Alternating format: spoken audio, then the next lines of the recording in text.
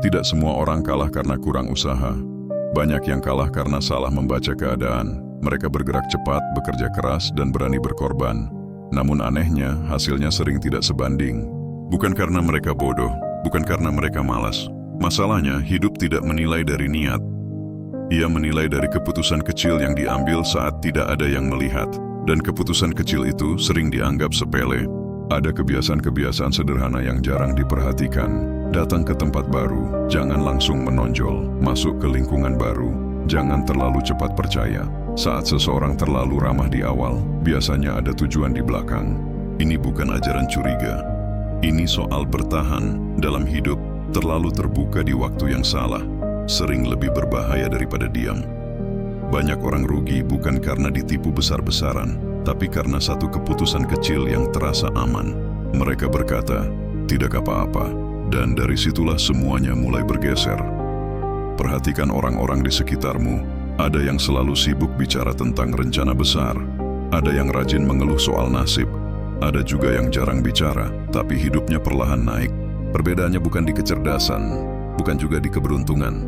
Mereka yang tenang biasanya punya satu kebiasaan, mengamati sebelum bergerak. Mereka tidak bereaksi cepat, mereka menunggu. Karena mereka tahu, reaksi cepat sering datang dari emosi, dan emosi jarang membawa ke tempat yang aman. Dalam hubungan, pola ini terlihat jelas. Ada orang yang memberi segalanya di awal. Waktu, perhatian, uang, bahkan harga diri. Ia yakin ketulusan akan dibalas ketulusan. Sayangnya, dunia tidak bekerja seperti itu. Yang sering terjadi, yang terlalu banyak memberi justru dianggap remeh. Bukan karena ia tidak layak, tapi karena ia tidak menjaga posisi. Sebaliknya, orang yang tahu kapan mendekat dan kapan menjauh, sering dianggap lebih berharga. Bukan karena ia dingin, tapi karena ia tidak bisa ditebak. Ada satu kesalahan besar yang sering dilakukan banyak orang. Mereka ingin disukai semua orang, padahal dalam hidup, yang penting bukan disukai, tapi dihargai. Disukai bisa datang dari sikap manis, dihargai datang dari batasan. Orang yang tidak punya batas, mudah diminta, mudah ditekan, dan mudah dilupakan. Dalam pekerjaan, ceritanya sama. Ada orang yang selalu siap membantu, mengambil tugas tambahan, menutup kesalahan orang lain. Ia berharap suatu hari diperhatikan, tapi yang terjadi bebannya bertambah, penghargaan tetap sama. Bukan karena atasannya jahat, tapi karena sistem bekerja pada kebiasaan. Jika kamu selalu tersedia, kamu akan selalu dianggap tersedia. Orang yang naik bukan yang paling sibuk, tapi yang paling tahu kapan harus berkata tidak. Ada dua tipe orang saat menghadapi masalah. Yang pertama panik. Ia ingin solusi cepat, ia ingin semuanya kembali normal. Yang kedua diam. Ia berhenti sejenak. Ia melihat pilihan yang ada. Yang pertama sering bergerak lebih cepat, yang kedua sering bertahan lebih lama.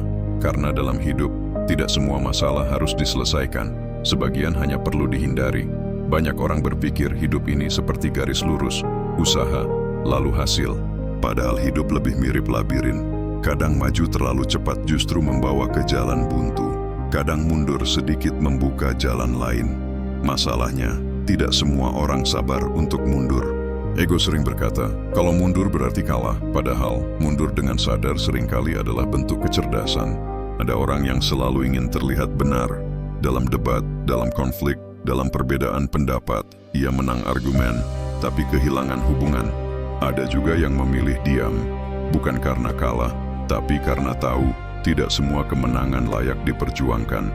Dalam jangka panjang, yang selamat bukan yang paling banyak bicara, tapi yang paling jarang membuat musuh. Salah satu tanda kedewasaan berpikir adalah ini: tidak semua hal perlu ditanggapi, tidak semua komentar perlu dibalas, tidak semua tantangan perlu diterima. Orang yang mudah terpancing, mudah dikendalikan.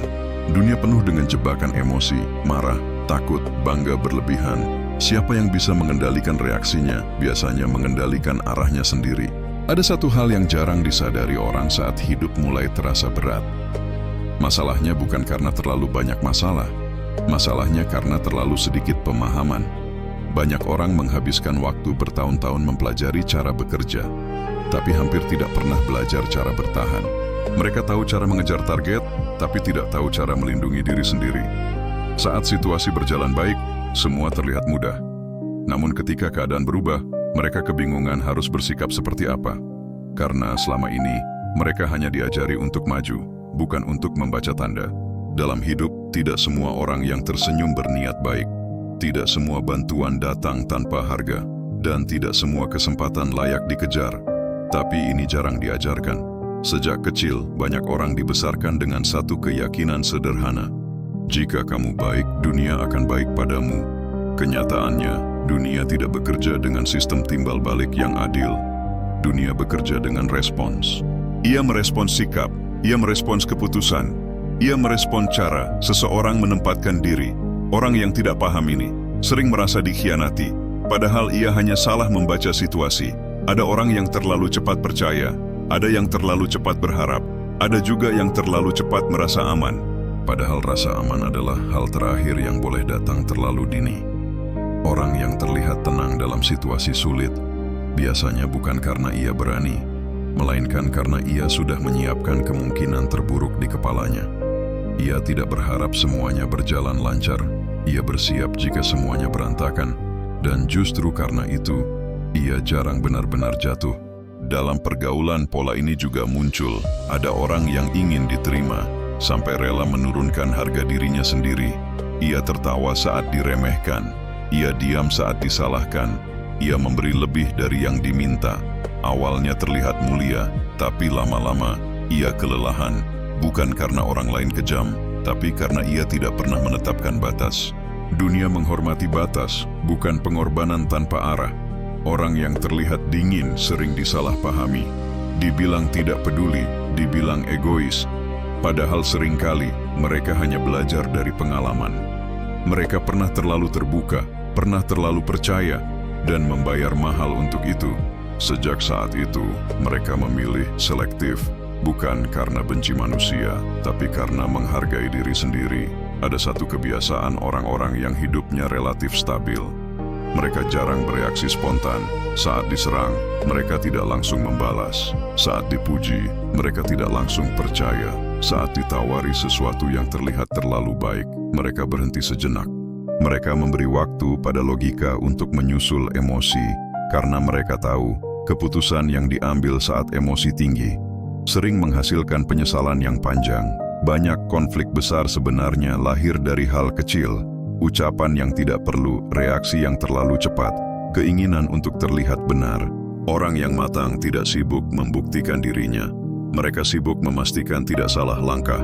Bagi mereka, menang debat tapi kehilangan posisi bukanlah kemenangan. Jika diperhatikan, orang yang hidupnya stabil jarang punya drama besar. Bukan karena hidup mereka sempurna, tapi karena mereka tahu kapan harus berhenti terlibat.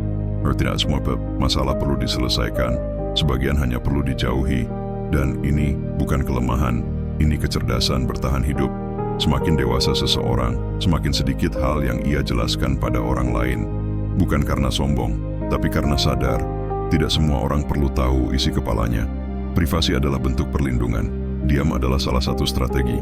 Dan orang yang memahami ini, biasanya tidak banyak bicara tentang rencananya, tapi langkahnya jelas. Pada akhirnya, hidup tidak meminta kita menjadi orang paling pintar.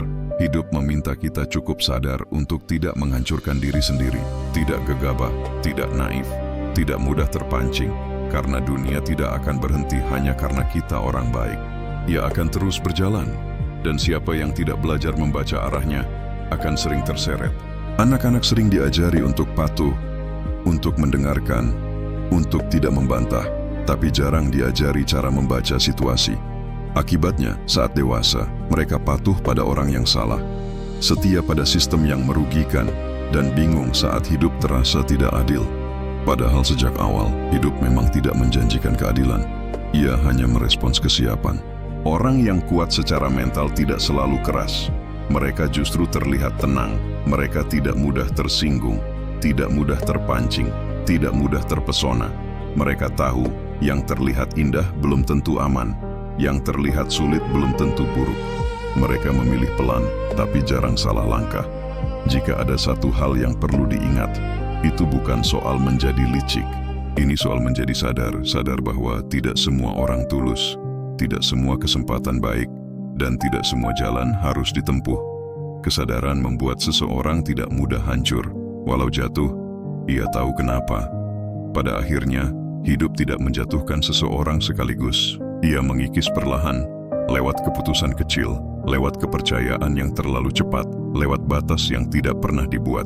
Dan orang yang bertahan bukan yang paling kuat tenaganya, melainkan yang paling jernih pikirannya.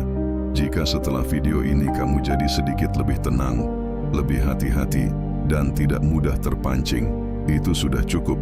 Karena di dunia yang bergerak tanpa peringatan, ketenangan dan kesadaran adalah bentuk perlindungan paling mahal.